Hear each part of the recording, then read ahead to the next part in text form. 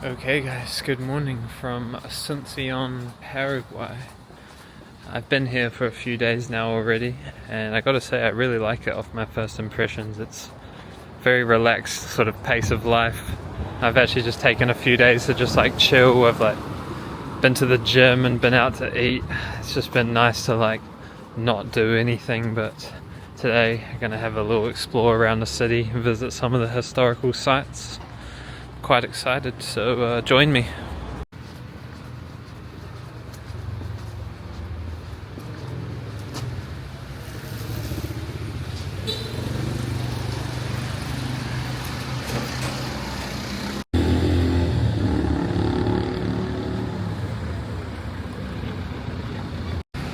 Okay, so a couple little facts about Paraguay. It's the second smallest of all the Spanish-speaking nations in South America, second only to Uruguay, which is a lot smaller and far more affluent.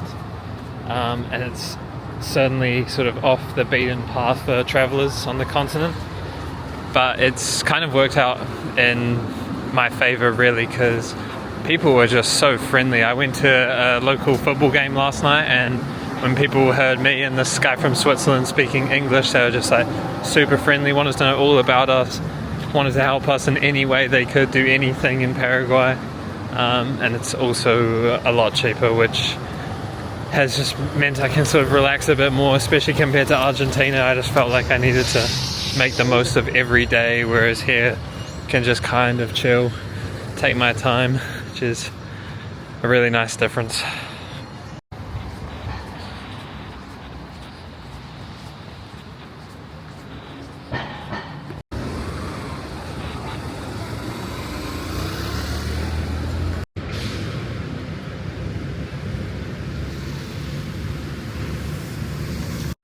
So in my very limited experience of Paraguay, I can already tell they're very proud people. I'm stood outside the National Bank and you can just see it draped with the Paraguayan colours.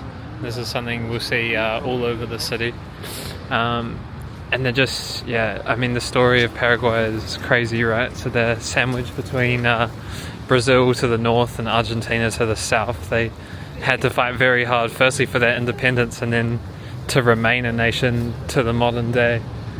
So we're going to visit some of the sites that will give us a little bit of insight into that struggle.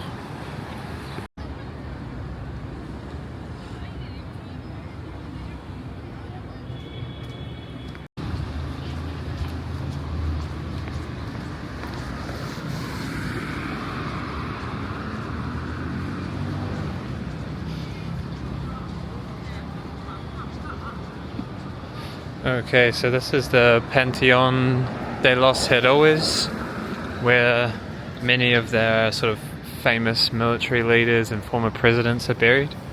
I was hoping to visit it, but it looks extremely busy at the moment, so I might come back later. You see here we have these like military guards. Dudes are pretty hardcore.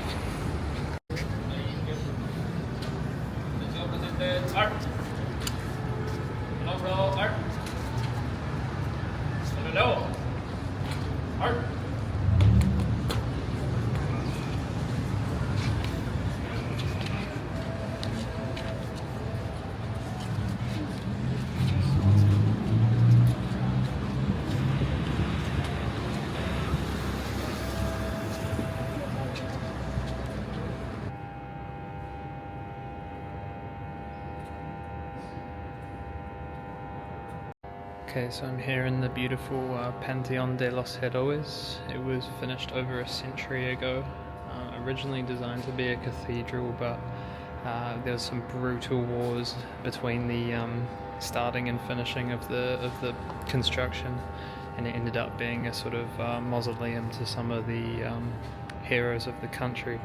Most notably, this man here, Francisco Solano Lopez.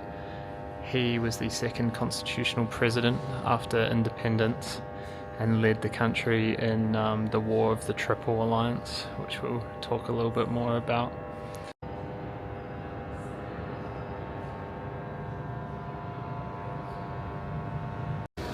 We have a man selling Paraguay kits here, which I desperately need.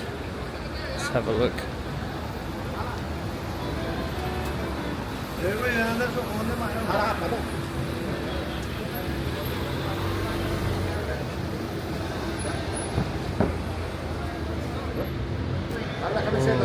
Hola amigo, ¿cuántos? Yeah, sí. Okay, I was briefly sidetracked there buying a Paraguay football kit, and then I made the mistake of telling the man that I was desperate to find tickets for the Paraguay-Uruguay World Cup qualifier, which is in about 5 days' time, and that caused like quite the situation as he was shouting at some of his friends across the road, and they all came up, surrounded me, and I think like they desperately wanted some money off me. But I gave one of them my email address, so let's see if he can find me tickets. That'd be epic. But yeah, a bit of a situation here in Asuncion. But now we're back on our quest. Nothing can stop us from retracing the steps of the War of the Triple Alliance.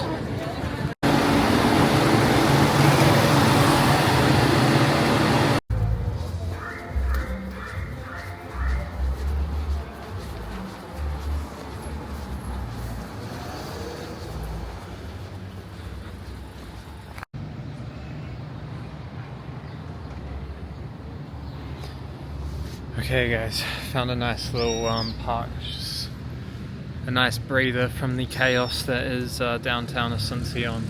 I just want to take a minute to try and explain to the best of my ability the War of the Triple Alliance. So, I'm certainly no expert, you'll have to forgive me, but in the late 1880s, the Spanish territory, the Viceroyal of the Rio de la Plata, revolted and resulted in the independence of Argentina, Uruguay and Paraguay. And immediately they all started to sort of dispute borders in many of like the uncharted areas of the countries. And they also got into disputes with the newly independent Portuguese colony of Brazil to the north. And it was very tense times, a lot of war, and it was around this time that the man we just looked at, the statue Lopez, came into power. He won power after his father died, and he was an aspirational man. He was pretty keen, he wasn't afraid to go to battle with the larger countries to the north and south, and essentially did enough to piss them all off so much that Brazil and Argentina, who famously hated each other and still do to this day, allied alongside Uruguay, and it started a war of the Triple Alliance. So the much larger states, Brazil, Uruguay and Argentina, teamed up to try and win territory off, tiny little Paraguay, and it resulted in like the most deadly war in South American history. Nearly 500,000 people dead, about 400,000 Paraguayans, mainly men, which left a population of, there was one man for every 7 women in Paraguay in the early or late 19th and early 20th century. Talk a bit more about it as we get on. I hope I did an okay job of summarizing it.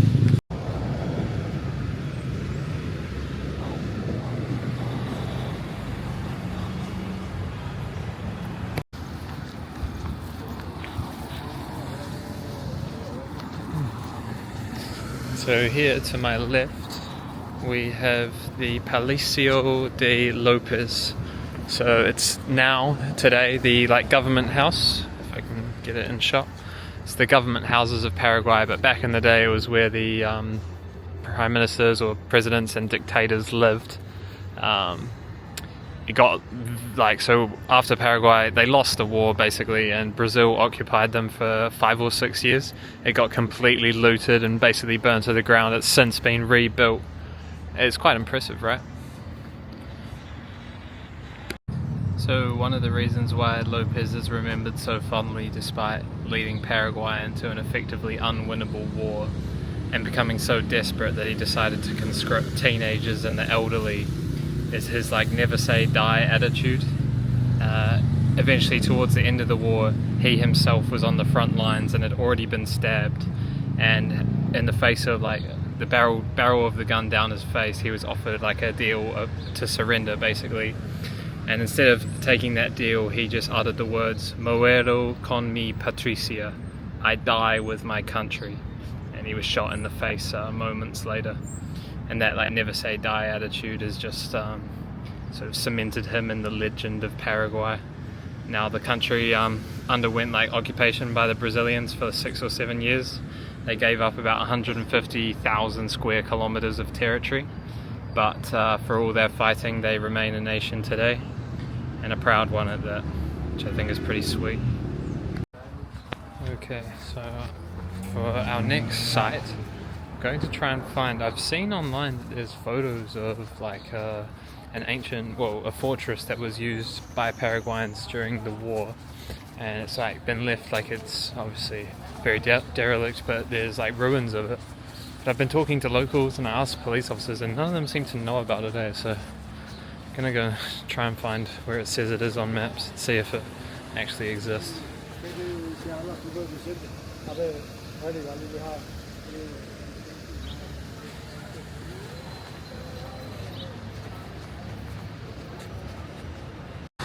Guys, make sure you wish a happy 214th birthday to Paraguay.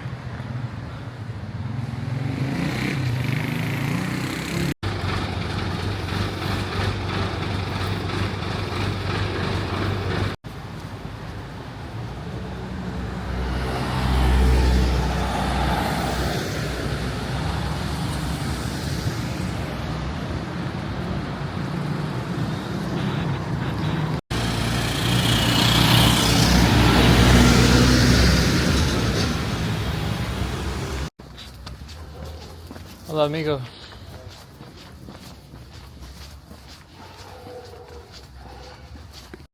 Okay guys, I've come to a realization that the Humita ruins are actually in a town that's about 400 kilometers away, which is slightly more than I was willing to walk this afternoon. I don't know why, but when I googled Humita Asuncion, it was showing me pictures of the ruins, when really it's just a street. So bit of a change of plans this afternoon.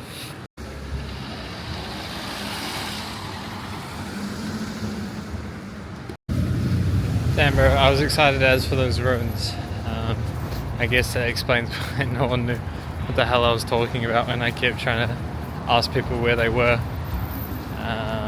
So now I'm just walking aimlessly through Asuncion, Paraguay, wondering what went wrong with all the decisions I've made in my life, but I think I'm just going to try and find some lunch, somewhere to eat.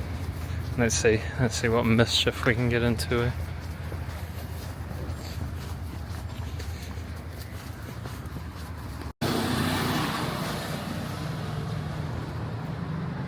Hola! Just got a bit of lunch here. I'm just sat in the Plaza Italia Park. Just recoup my thoughts.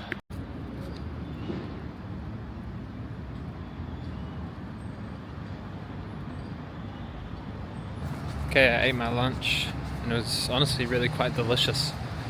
I have a new mission objective now. I'm going to try and walk to the riverfront, the River Paraguay, the country gets its name from. I think it's about 25 minutes through the city. Let's hope we don't get there and it's just a street sign, eh?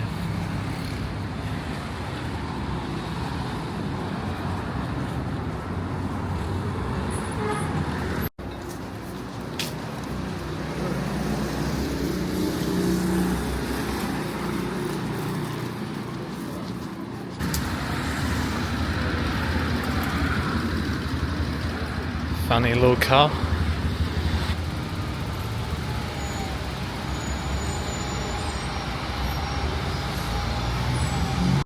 Okay, I've made a small detour on my mission to the waterfront because I've seen a Parque Carlos A. Lopez, who's the father of Francisco Lopez. So he was the first constitutional president, and he's obviously pretty big deal too. He's got his own park. It's quite nice. It's a whole lot of birds, mostly pigeons, but you see these cool little green parrot things?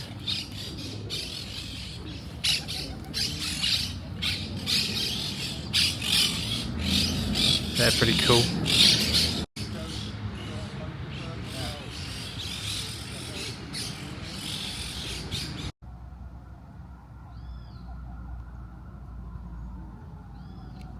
Guys, where the hell am I?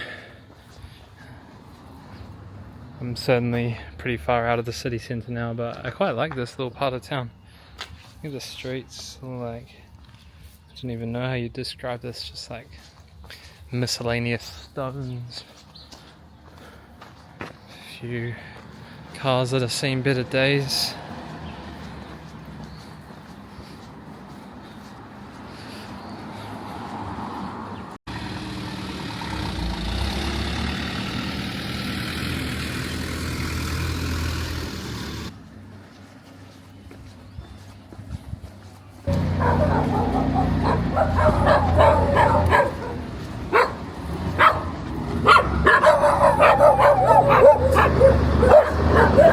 Okay guys, this is not quite what I had in mind for my little trip down to the waterfront in Asuncion. I think I'm somewhat nearby, but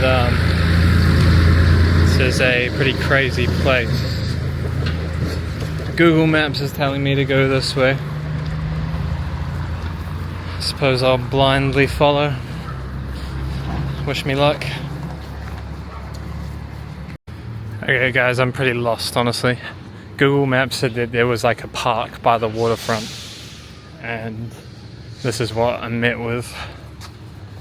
Gonna walk around a little bit more and try and find it, but yeah, honestly I'm pretty keen to head back to civilization at some point pretty soon.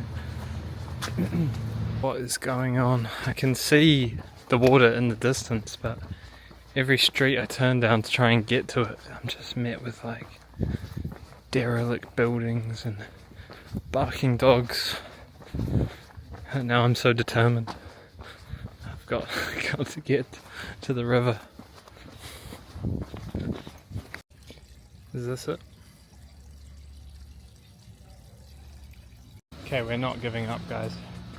We didn't get to see the ruins, but we are going to see the river. It's more an ego thing now than it is anything else. Let's press on. Okay, I just asked some soldiers defending some kind of government building. I didn't video them because they all had massive assault rifles, but they gave me directions to go and find the river, so I think it's somewhere this way and to the left. What a mission. Hola.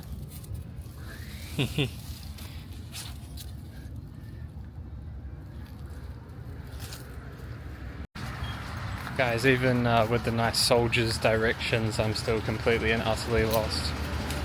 Never before have I been to a city that keeps such an enormous river so well hidden.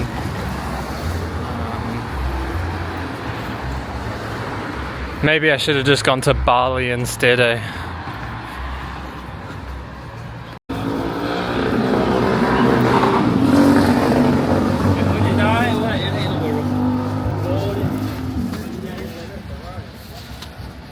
Guys, I think we're actually there. We're so close. At long last.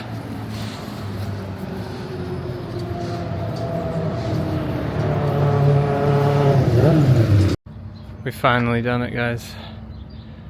This is Rio de Paraguay in all its glory. It feels so good to have finally made it. This is one of South America's most underrated rivers. It runs from the north in Brazil for nearly 3,000 kilometers down where it meets the Parana River and eventually becomes Rio de la Plata, where it leaves to the Atlantic Ocean in Argentina, about 1,500 kilometers away from here. It's really quite impressive. Don't know if you can see in the distance as well, that's the Friendship Bridge. That's the bridge that connects Brazil and Paraguay. And there's a man on a boat. And a bird. Yeah, I think I'm going to leave it here for today, guys. It's been a bit more than I bargained for, honestly.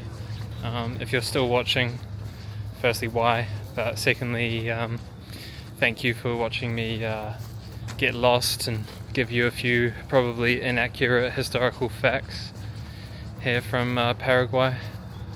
Not sure exactly what my next video will be, but yeah, stay tuned.